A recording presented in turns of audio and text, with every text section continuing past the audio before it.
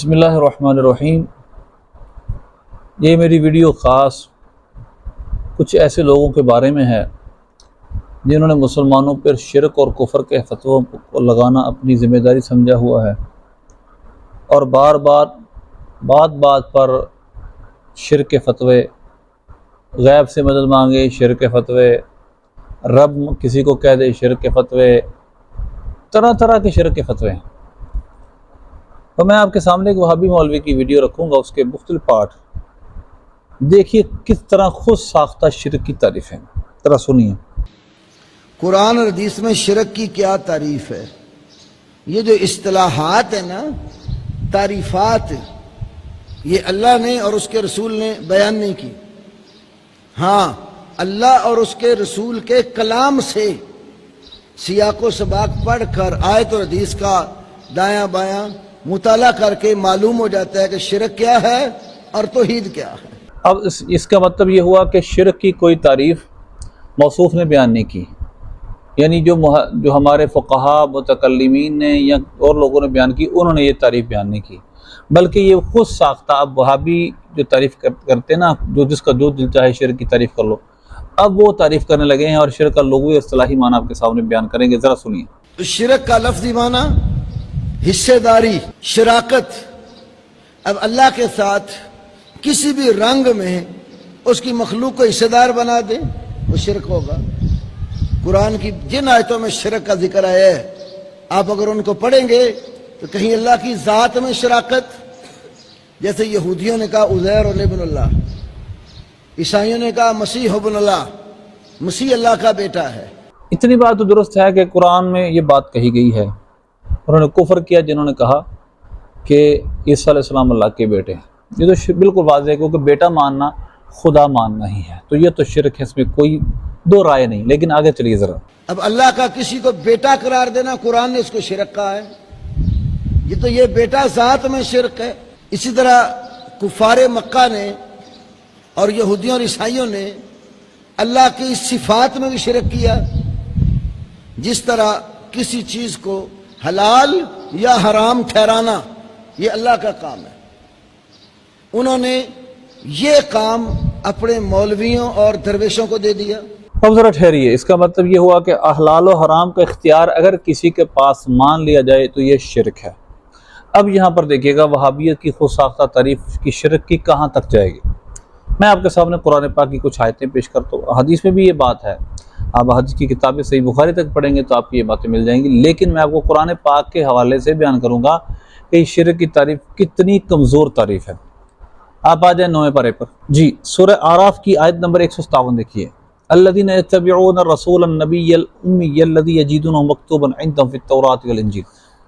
وہ جو اتباع کریں گے اس رسول کی جو نبی ہیں، امی ہے، جن کا تذکرہ انہوں نے تورات میں جن کو لکھا پایا، جو ان کے پاس عندهم فی التوراۃ والانجیل، ان کے پاس تورات انجیل میں ان کا تذکرہ ہے۔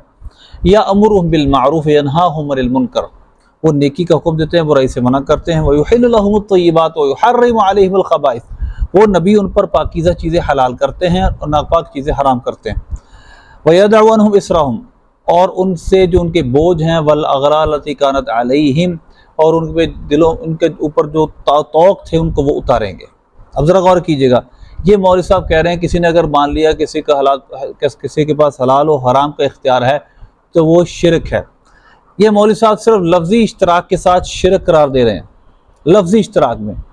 ذرا دیکھیے جہاں پر اللہ نے اپنے حبیب صلی اللہ علیہ وسلم کا وصف کیا بیان کیا، یحرم علیہم الخبائث، یحل لہم الطیبات ویحرم علیہم الخبائث۔ تو لہذا اگر یہ مانا جائے کہ کسی کے پاس حلال و حرام کا اختیار ہے اور اللہ کی عطا سے ہے تو یہ کوئی شرک کی بات نہیں، قرآن نے کہا ہے، تو لہذا یہ شرک کی تعریف تو ویسے ادھوری ہو گئی۔ اسی طرح آپ 10ویں پارے میں آ جائیں، سورہ توبہ۔ سورہ توبہ میں دیکھیں، قاتلوا الذین لا یؤمنون باللہ ولا بالیوم الآخر ولا یحرمون ما حرم اللہ ورسولہ، کہ قتل کرو ان کو جو اللہ پر ایمان نہیں لاتے، آخرت پر ایمان نہیں لاتے، اور وہ اللہ رسول کی حرام کردہ چیزوں کو حرام نہیں مانتے۔ اب بتائیے، اللہ رسول حرام، اللہ نے اپنے حرام کرنے کو، اپنے حبیب کے حرام کرنے، دونوں کو اکٹھا ذکر فرمایا۔ تو یہ مولوی صاحب اور وہابی سارے لفظوں کے اشتراک سے ہی شرک قرار دیتے تھے، جبکہ ہمارے نزدیک حیثیت ضروری ہے۔ حلال و حرام کو اللہ نے حلال حرام کرنے کو اللہ نے قرآن پاک میں ناجائز کہا ہے، اللہ کی مرضی کے منشا کے بغیر اگر جو وہ یہودی کام کرتے تھے، لیکن یہ شرک ہے، یہ کہاں سے ثابت ہو گیا؟ تو لہذا اس وجہ سے صرف لفظوں کے اشتراک سے شرک نہیں ہوتا۔ اب ذرا آگے چلیں۔ قرآن نے کہا اتخذوا احبارہم و رہبانہم اربابا من دون اللہ، انہوں نے اپنے مولویوں اور درویشوں کو اللہ کے سوا رب بنا لیا۔ اللہ کے سوا کسی کو رب بنانا کیا ہے؟ یہی شرک ہے، رب تو ایک ہے۔ اب ذرا سنیے، کسی کو رب بنا لینا، رب مان لینا شرک ہے۔ میں نے جیسے پہلے لفظ کیا صرف لفظوں کے اشتراک سے شرک۔ اب میں آپ کو کچھ مثال دیتا ہوں قرآن پاک سے اور عام۔ ارباب علم، ارباب اختیار ہمارے اردو میں عام بولا جاتا ہے۔ اربابا من دون اللہ ہے نا، یہ ارباب رب کی جمع ہے۔ ہم کہتے ہیں ارباب اختیار، ارباب اختیار، ارباب علم، علم والے، اقتدار والے، تو رب کا لفظ یہاں بھی استعمال ہو رہا ہے۔ تو وہابیہ کا مسئلہ یہ ہے کہ صرف لفظوں کے اشتراک کو شرک کہتے ہیں۔ کسی کو کہہ دیا مددگار مشکل شرک، اب کوئی اس کی ڈیفینیشن ہے یہ نہیں، بس شرک شرک۔ تو یہ ہے کیا ہے؟ قدس صلی اللہ علیہ وسلم صفاء الاحلام، عقلوں کے بے وقوف۔ اب ذرا غور کیجیے گا، یہ جو رب کسی غیر کو کہنا یہ شرک ہے، قرآن پاک نے کتنی دفعہ غیر کو شرک کا، معاذ اللہ قرآن پاک بھی خود شرک کی تعلیم دیتا ہے۔ دیکھیے سورہ یوسف میں آئیے، یوسف علیہ السلام کے ساتھ جو دو قیدی جنہوں نے اپنے خواب بیان کیے، دخل مع السجن فتیان، اب انہوں نے خواب دیکھے تھے۔ حضرت یوسف علیہ السلام نے ایک کے خواب کی تعبیر یہ بیان کی، یا صاحب السجن اما احدکما فیسقی ربہ خمرا، اے میرے جیل کے ساتھیوں، تم میں سے ایک اپنے رب کو شراب پلائے گا، فیسقی ربہ خمرا۔ سورہ یوسف میں کئی دفعہ رب کا لفظ غیر اللہ کے لیے آیا۔ اب ذرا دیکھیے یوسف علیہ السلام کہہ رہے ہیں فیسقی ربہ خمرا، جس کو ایک جو خواب کی تعبیر یہ ہے کہ وہ اپنے رب کو شراب پلائے گا، یعنی اپنے بادشاہ کو شراب پلائے گا۔ اب یہاں غیر اللہ کو قرآن پاک نے خود رب کہا، تو وہابی مولویوں تمہارے نزدیک تو قرآن پھر شرک کی تعلیم دیتا ہے، لفظوں سے اشتراک سے شرک نہیں ہوتا کہ مشکل وشا داتا مان لیا شرک ہو گیا، تم نے جو ڈھونگ رچایا ہوا ہے۔ آگے چلیں، اب رب کے بارے میں ہی 15 پارہ کھولے، رب ارحمہما کما ربیانی صغیرا، اے اللہ جس طرح انہوں نے ہماری پرورش کی تو ان پر رحم فرما۔ ربا یعنی، اب یہاں اللہ نے والدین کو رب کہہ دیا، تربیت کرنے والے۔ صحیح بخاری میں چلے جائیں، صحیح مسلم میں چلے جائیں، کتاب الایمان کے اندر حدیث جبریل میں انتلی ظلمت ربتا انتلی ظلم ربا، دونوں کے لفظ ہیں کہ لونڈی اپنے رب کو جانے گی، لونڈی اپنی تربیت کرنے والے کو جانے گی۔ اب ذرا غور کیجئے، اب یہاں پر ربہ کا لفظ جو ہے یہ تو رب کا حدیث پاک میں صراحت رب کہہ دیا گیا، غیر اللہ کو تو حدیث پاک میں بھی غیر اللہ کو حدیث پاک میں شرک کی تعلیم ہے۔ تو یہ وہابیوں کا جو خود ساختہ شرک کا فلسفہ ہے یہ کہاں تک جاتا ہے؟ اب ذرا غور کیجئے کہ ہمارے اردو میں بھی اور اسی طرح شریعت کے اندر بھی رب السلم، رب المال یہ عام استعمال ہوتا ہے، رب الدار کسی عام استعمال ہوتا ہے۔ تو مولوی صاحب یہ جو شرک کی خود ساختہ ڈیفینیشن ہے یہ دیکھیے کہاں تک جاتی ہے، صرف لفظوں کے اشتراک سے شرک، یہ سب سے بڑی غلطی ان کی۔ اب ذرا غور کیجئے، جیسے آج آپ نے پڑھا الحمدللہ رب العالمین، رب تو ساری کائنات کا اللہ ہے، اب اللہ کے سوا مولوی کو رب بنا لینا، پادری کو رب بنا لینا، یہ مولوی اور پادری کو وہ اختیار دے دینے ہیں جو اللہ کے ہیں۔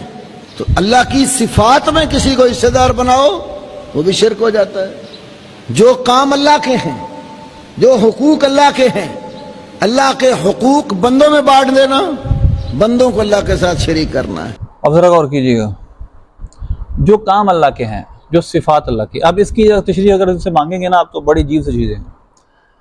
دیکھیے ہمارا پھر اب سوال یہ کرنا بنتا ہے آپ کا کہ آپ کے نزدیک شرک کی تعریف کیا ہے؟ تو پہلے میں اپنے نزدیک شرک کی تعریف بتا دوں، اس کے بعد آگے چلتے ہیں۔ شرع عقائد نصفیہ، اس کے اندر شرک کی تعریف لکھی ہے، ذرا غور، شرک کی تعریف دیکھیے، آپ کے سامنے عبارت چل رہی ہے، وہ اشراق ہوا اثبات الشریک فی الالوہیہ بمعنی واجب الوجودی کمال المجوس، کہ اشراق یہ ہے کہ یعنی اللہ کے لیے الوہیت کے اندر خدا ہونے میں کسی کو اللہ کا شریک ٹھہرانا، یعنی واجب الوجود مان لینا، ازلی ابدی ہمیشہ سے ہمیشہ رہے گا یہ مان لینا، مستقل مان لینا جس طرح مجوسیوں نے مانا، یا پھر او بمعنی استحقاق العبادت کمال عبادت الاصنام، یا پھر کسی کو مستحق عبادت مان لینا جس طرح کے بت پرستوں نے کیا، بتوں کو مستحق عبادت مان لیا، تو یہ دو چیزیں شرک ہیں۔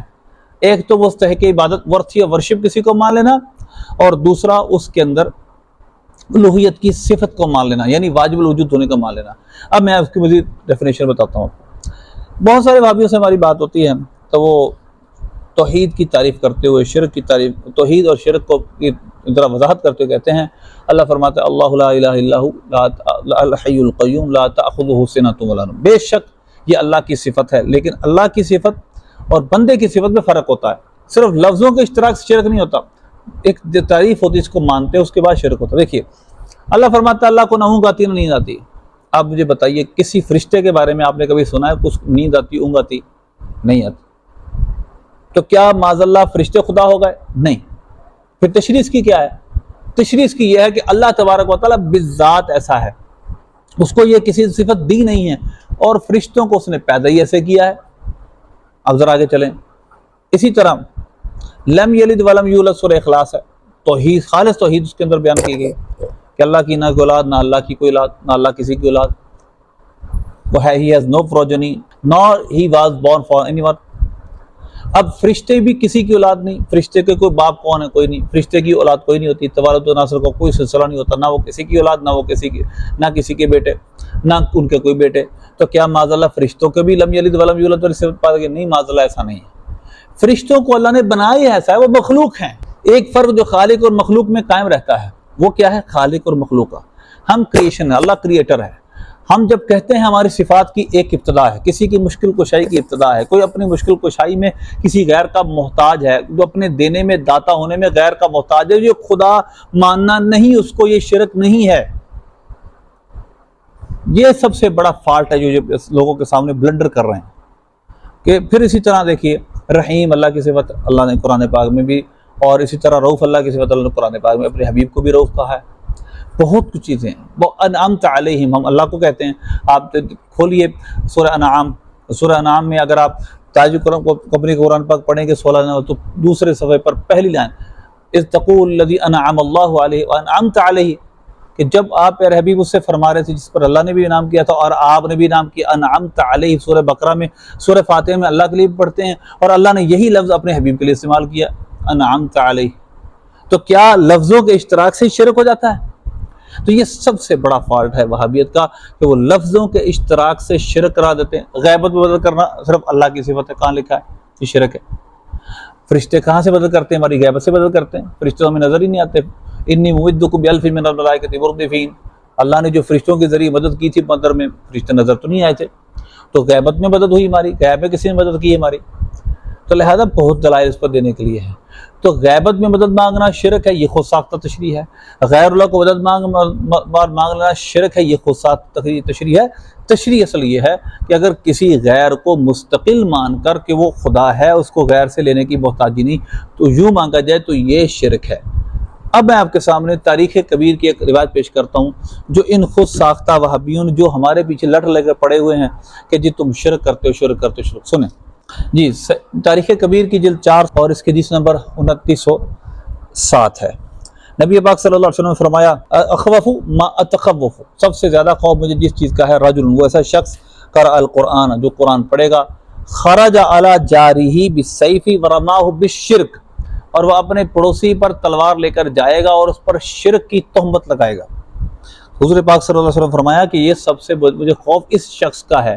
اسی طرح دیکھیے آگے حدیث میں لفظ یہ ہیں کہ یتولون علی غیر تعویلہ، وہ قرآن پاک پڑھے گا، ذکر اناسا یقرؤون القرآن، حضور پاک صلی اللہ علیہ وسلم لوگوں کا ذکر کیا جو قرآن پڑھیں گے، اور وہ اس کی تعویل وہ کریں گے جو تعویل اس کی نہیں ہے۔ تو یہ شرک کے فتوے لگانا اس سرکار نے پہلے بتا دیا تھا کہ قرآن پڑھ کر یہ شرک کے فتوے لگائے جائیں گے، تو لہذا یہ کوئی شرک کی باتیں نہیں جو ہم اسے بتا رہے۔ شرک کی تعویل یہ ہے اثبات الشریک فی الالوہیہ، کسی کو اللہ خدا ہونے میں، بالذات واجب الوجود ہونے میں مان لینا اللہ کے ساتھ، اور یا کسی کو مستحق عبادت مانگنا، یہ چیزیں شرک ہیں۔ باقی یہ مشکل کشا مان لیا، غیبت مدد، یہ سب خود ساختہ تشریحات ہے، اس کے شرک سے کوئی تعلق نہیں۔